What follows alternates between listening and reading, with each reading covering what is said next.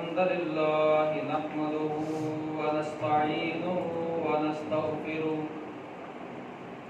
ونعوذ بالله من شرور أنفسنا ومن سيئات أعمالنا من يهده الله فلا مضل له ومن يضلله فلا هادي له وأشهد أن لا إله إلا الله وحده لا شريك له وأشهد أن محمدا عبده ورسوله يا أيها الذين آمنوا اتقوا الله حق تقاته ولا تموتن إلا وأنتم مسلمون يا أيها الناس اتقوا ربكم الذي خلقكم من نفس واحدة وخلق منها زوجها وبث منهما رجالا كثيرا ونساء واتقوا الله الذي تساءلون به والأرحام إن الله كان عليكم رقيبا يا أيها الذين آمنوا اتقوا الله وقولوا قولا سديدا يصلح لكم أعمالكم ويغفر لكم ذنوبكم ومن يطع الله ورسوله فقد فاز فوزا عظيما أما بعد فإن خير الحديث كتاب الله وخير الهدي هدي محمد صلى الله عليه وسلم وشر الأمور محدثاتها وكل محدثة بدعة وكل بدعة ضلالة وكل ضلالة في النار أما بعد فأعوذ بالله من الشيطان الرجيم أم يحسدون الناس على ما آتاهم الله من فضله اللهم صل على محمد وعلى آل محمد كما صليت على إبراهيم وعلى آل إبراهيم إنك حميد مجيد اللهم بارك على محمد وعلى آل محمد كما باركت على إبراهيم وعلى آل إبراهيم إنك حميد مجيد تمام قسم کی تعریفات اللہ وحدہ لا شریک کے لیے خاص ہیں۔ درود و سلام جناب محمد رسول اللہ صلی اللہ علیہ وسلم کی ذات مقدسہ پر، ذات مطہرہ پر، جن کو اللہ رب العالمین نے اپنا پیغام دے کر اس کائنات کے اندر مبعوث فرمایا، اور آپ صلی اللہ علیہ وسلم نے کما حقہ اللہ کا پیغام کائنات کے لوگوں تک پہنچایا۔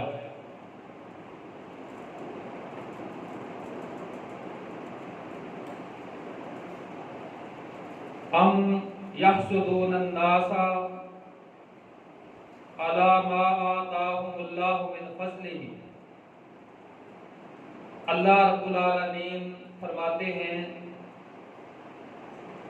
کہ کیا تم لوگوں سے اس چیز پر حسد کرتے ہو جو اللہ رب العالمین نے اپنے فضل کے ساتھ ان کو عطا کی ہے۔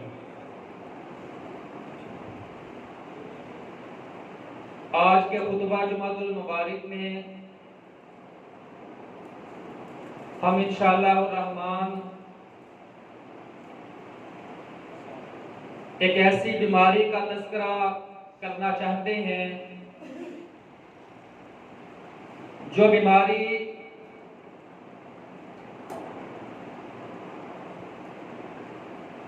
تقریباً ہر بندے کے اندر موجود ہے، کوئی اس کو قبول کرے نہ کرے،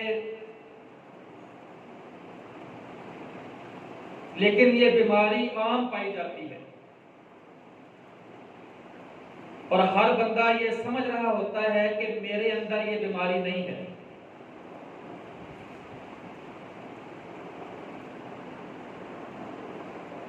میری مراد حسد ہے، حسد۔ رسول اللہ صلی اللہ علیہ وسلم نے ارشاد فرمایا کہ قیامت کے دن جو پہلا گروہ جنت کے اندر داخل ہوگا، بخاری شریف کی روایت ہے،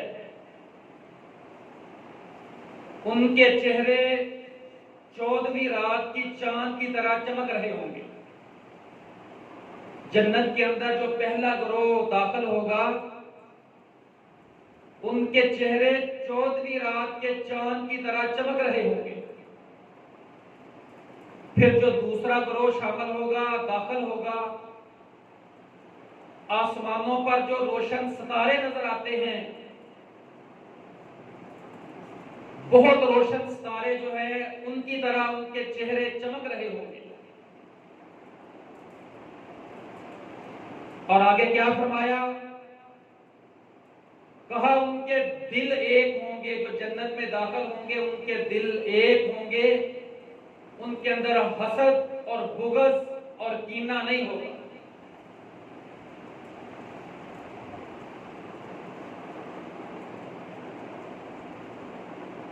محترم بھائیوں،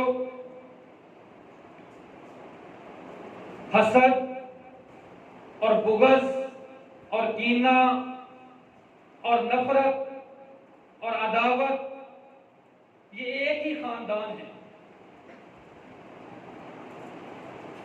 دنیا کے اوپر سب سے پہلے جو گناہ سرزد ہوا، اس کا سبب حسد۔ آسمانوں کے اوپر اللہ رب العالمین کی سب سے پہلی نافرمانی جو ہوئی، اس کا سبب بھی حسد۔ اللہ رب العالمین نے آدم علیہ السلام کو تخلیق کیا،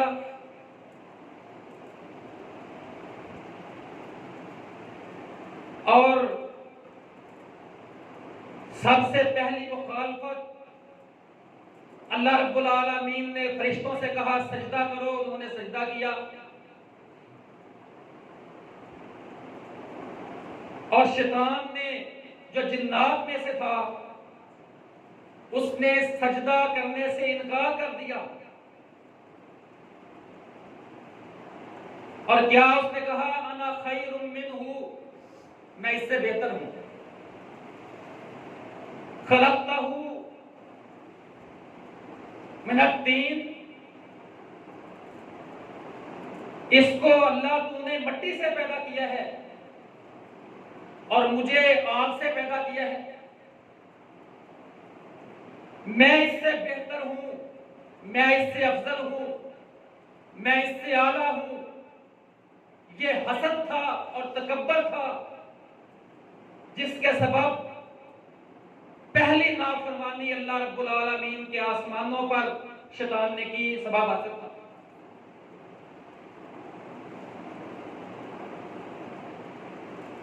اور زمین کے اوپر پہلی نافرمانی جس سبب ہوئی وہ بھی حسد تھا۔ پہلا قتل جس بنیاد کے اوپر ہوا، حابیل کا قتل اس کے بھائی قابیل نے کیا، اس کا سبب بھی حسد تھا۔ انہوں نے اپنی اپنی قربانیاں اللہ کے راستے میں پیش کی۔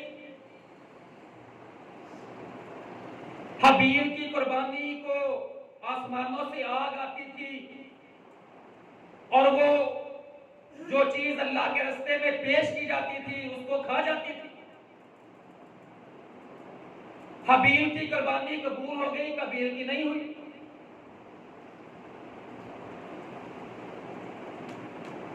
اس حسد کی بنیاد پر کہ تیری قربانی قبول ہو گئی ہے، میری نہیں، اس حسد کی بنیاد کے اوپر آپ دیکھیں حسد انسانوں کو مغلوب کر دیتا ہے، یہ غالب آ جاتا ہے۔ پہلے ان کی گفتگو ہوئی ہے اور حابیل کہہ رہا ہے کہ تقوی کی بنیاد کے اوپر اللہ نے میری قربانی قبول کر لی، لیکن اس بندے نے اس حسد کے اندر کہ میرے بھائی کی قربانی قبول ہو گئی ہے، میری قربانی نہیں قبول ہوئی، اپنے بھائی کا قتل کر دیا۔ رسول اللہ صلی اللہ علیہ وسلم نے فرمایا قیامت تک جتنے بھی قتل ہوں گے، کیونکہ آغاز اس کا قابیل نے کیا ہے، قیامت تک جتنے قتل ہوں گے وہ سارے قتل اس کا گناہ، اس کا آغاز کرنے والا اس گناہ کا قابیل ہے اس کو ہوگا۔ جو کسی برائی کا آغاز کرتا ہے، پہل کرتا ہے، قیامت تک کے لیے جو لوگ اس کے اوپر عمل کرتے ہیں اس کو اس کا گناہ ہوگا۔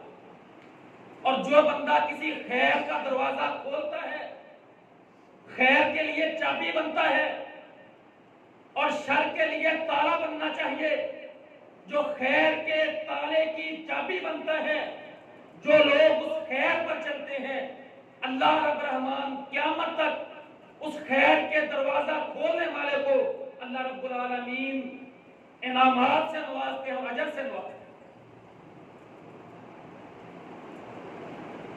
فرمایا ایاکم والحسد، حسد سے بچو۔ اور ایک روایت کے اندر رسول اللہ صلی اللہ علیہ وسلم نے فرمایا کہ لا یجتمعان، کبھی دو چیزیں جو ہیں وہ ایک بندہ مومن کے اندر جمع نہیں ہو سکتی۔ لا یجتمع، کبھی جمع نہیں ہو سکتی، فی عبد المومن، مومن بندے کے اندر، الحسد والایمان، ایمان اور حسد ایک بندہ مومن کے اندر کبھی جمع نہیں ہو سکتا۔ اگر ایمان ہے تو حسد نہیں ہوگا، اور اگر حسد ہے تو اس بندے کے اندر ایمان نہیں ہوتی۔ اللہ اکبر۔ رسول اللہ صلی اللہ علیہ وسلم نے فرمایا جو حسد ہے، حسد یہ موڑ دینے والی چیز ہے، موڑ دینے والی چیز ہے۔ موڑ دینے والا اس طرح ہوتا ہے، بلیڈ ہوتا ہے، آپ اس کو سر کے اوپر رکھے وہ بالوں کو موڑ دے، ختم کر دے گا۔ فرمایا یہ موڑ دینے والی چیز ہے، میں نہیں کہتا کہ یہ بالوں کو موڑ دینے والی چیز ہے، بلکہ یہ ایمان کو موڑ دینے والی چیز ہے۔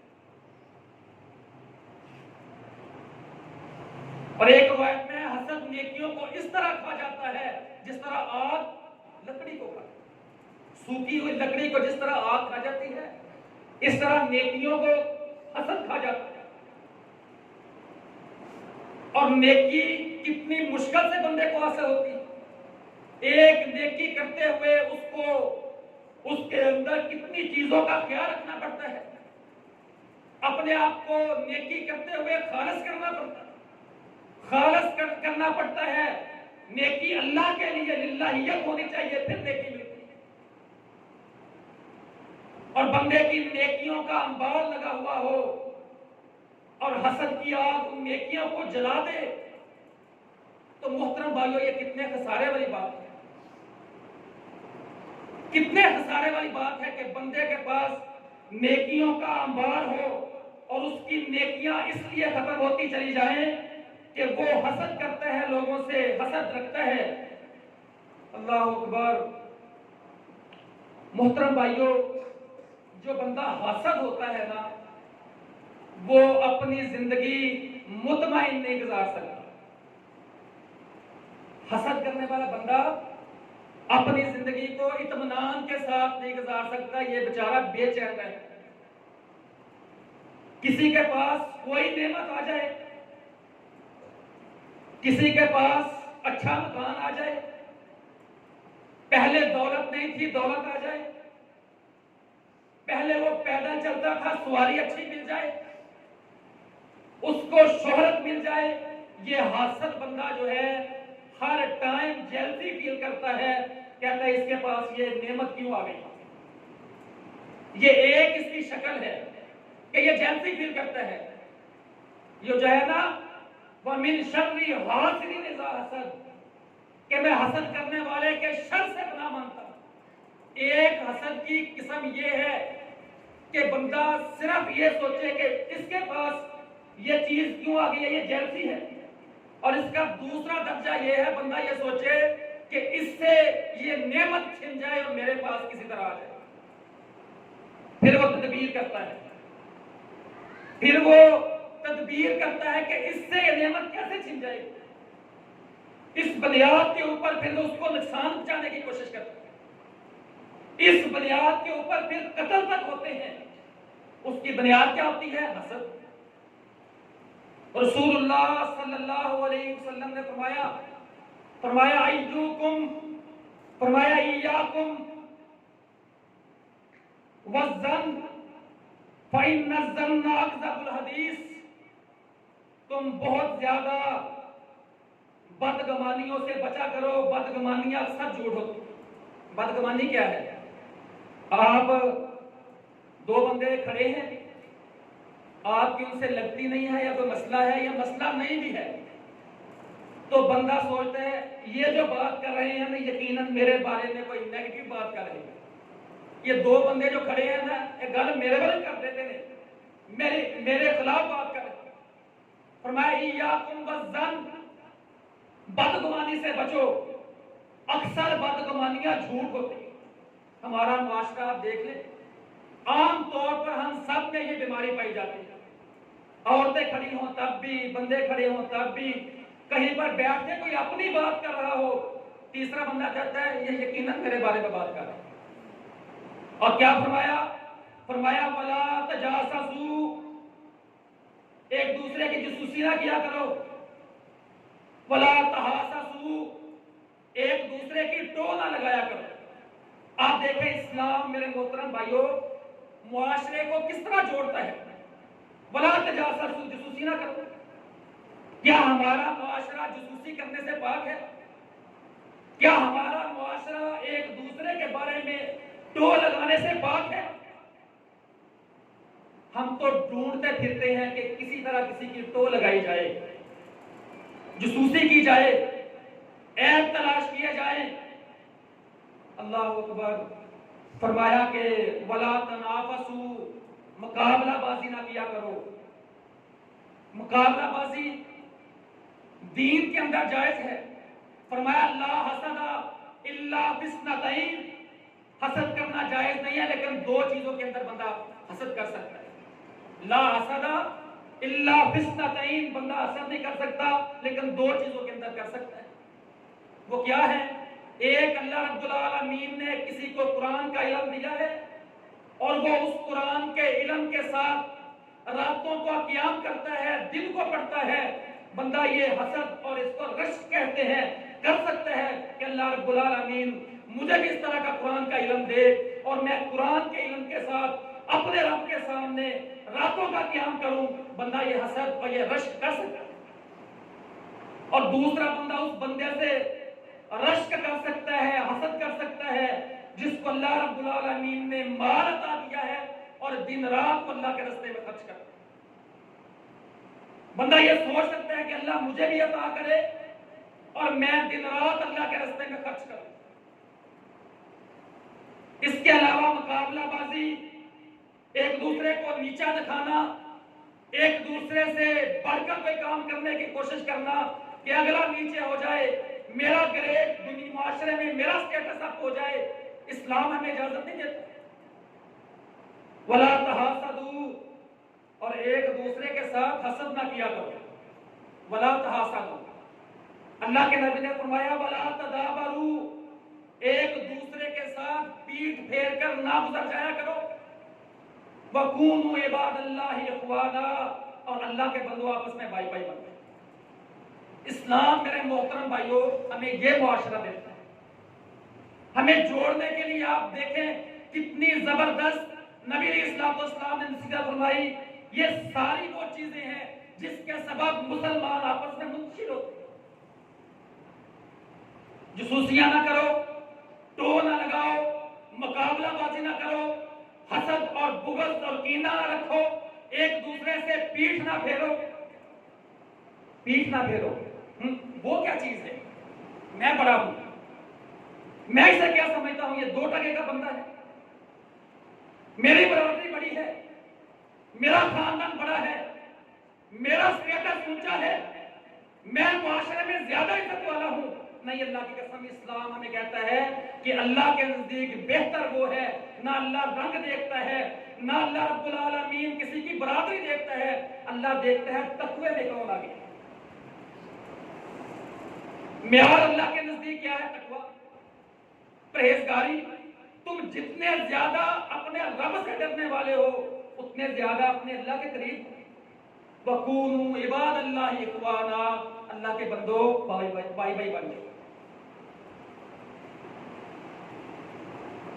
یعنی اینڈ میں جو کہا ہے بھائی بھائی بن جاؤ، اس سے پہلے جتنی سطر ہے، جتنی حدیث ہے رسول اللہ صلی اللہ علیہ وسلم کی، وہ جو بیماریاں معاشرے میں پائی جاتی ہیں، جیسے میں نے شروع میں کہا حسد، بغض، کینہ، نفرت، عداوت، یہ ایک خاندان ہے.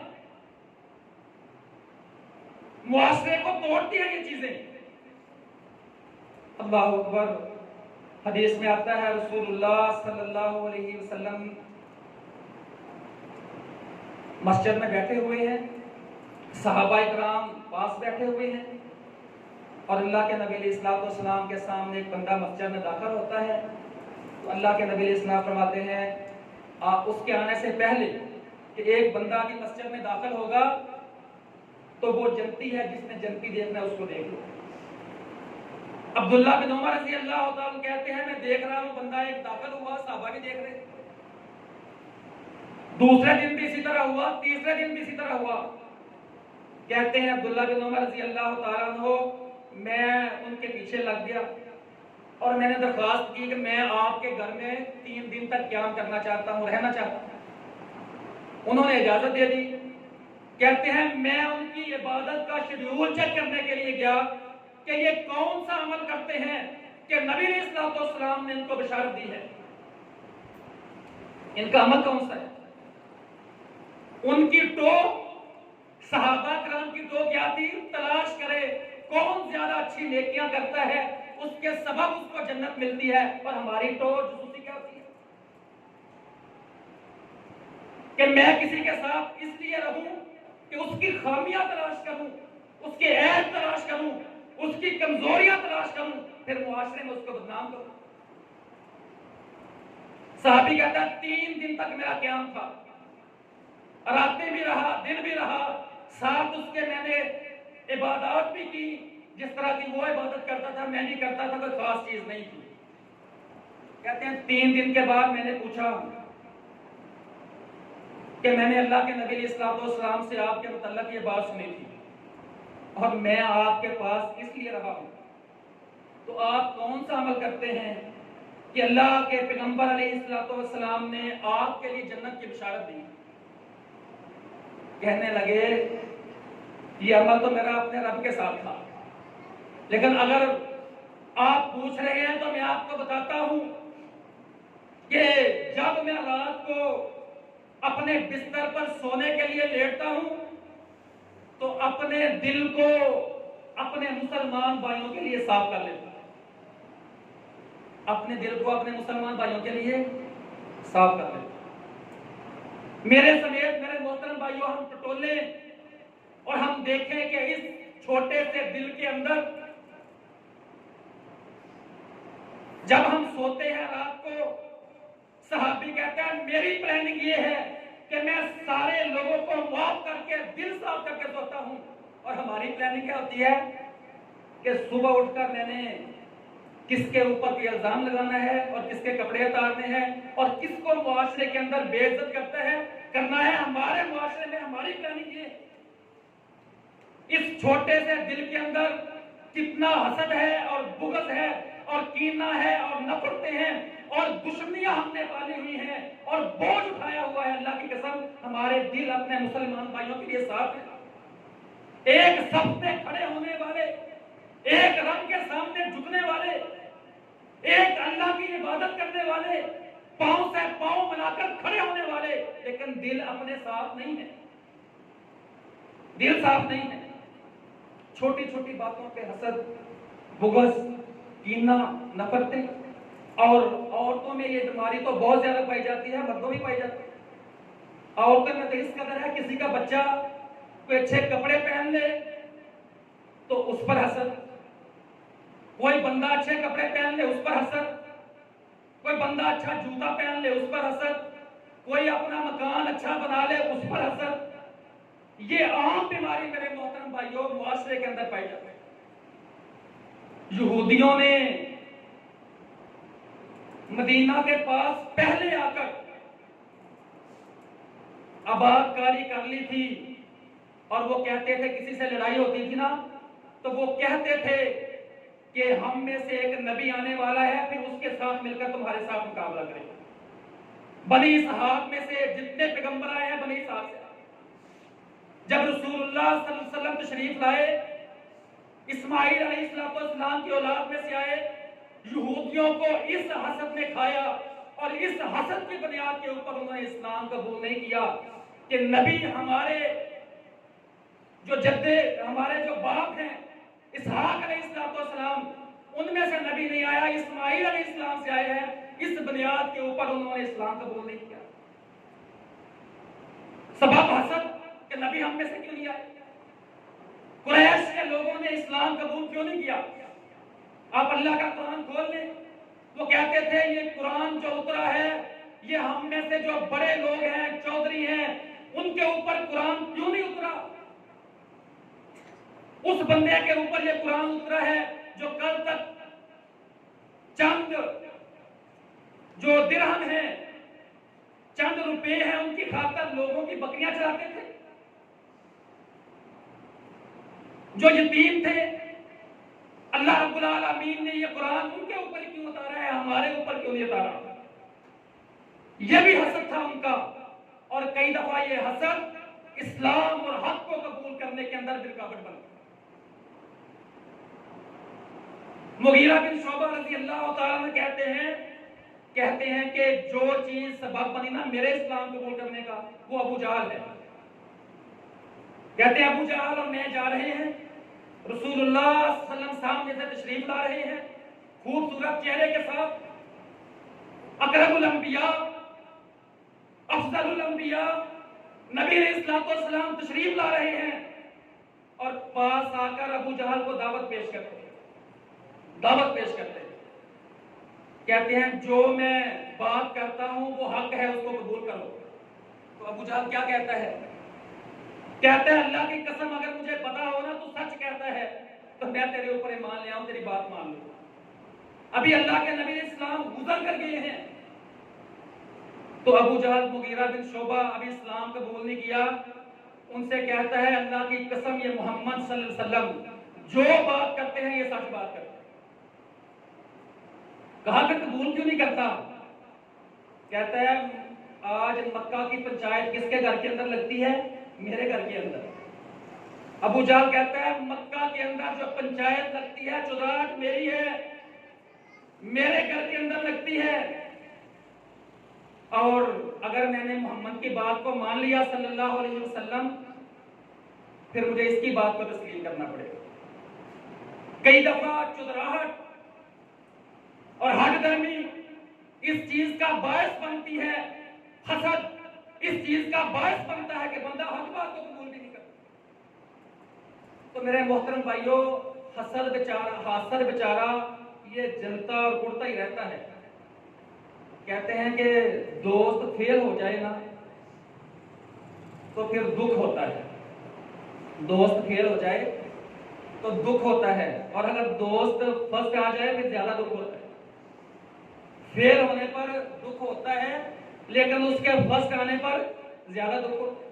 ہمارے معاشرے میں، خاندانوں میں کوئی غریب معاشرے کا پسا ہوا رشتہ دار ہو، اس کے ساتھ تعاون کرتے ہیں، ہمدردی کا اظہار کرتے ہیں، لیکن اگر اللہ رب العالمین اسی ہمارے رشتہ دار کو نعمتوں سے نواز دے، اس کے پاس روپے پیسے کی رہن دہن ہو جائے، معاشرے میں اس کا اسٹیٹس اللہ رب العالمین بلند کر دے، تو پھر دکھ ہوتا ہے کہ خوشی ہوتی ہے؟ حسد کے اندر پھر دکھ ہوتا ہے۔ تو میرے محترم بھائیوں، یہ حسد، یہ بغض، یہ کینے، یہ نفرتیں ہمیں اپنے دور کرنے چاہیے، اپنے دل صاف کرنے چاہیے۔ اللہ رب العالمین سے دعا ہے اللہ رب العالمین ہمارے دلوں کو حسد جیسی بیماری سے پاک کر دے، اللہ رب العالمین ہمارے دلوں کو ایک کر دے، اللہ ہمارے اندر یہ بغض جو ہے اپنے مسلمان بھائیوں کے لیے اللہ اس کو دور کر دے، اللہ رب العالمین زندہ رکھے اسلام کے اوپر، اور اللہ موت دے میدانوں کے اندر شہادت کی عظیم موت عطا فرمائے۔ وما توفیقی الا باللہ العلی العظیم۔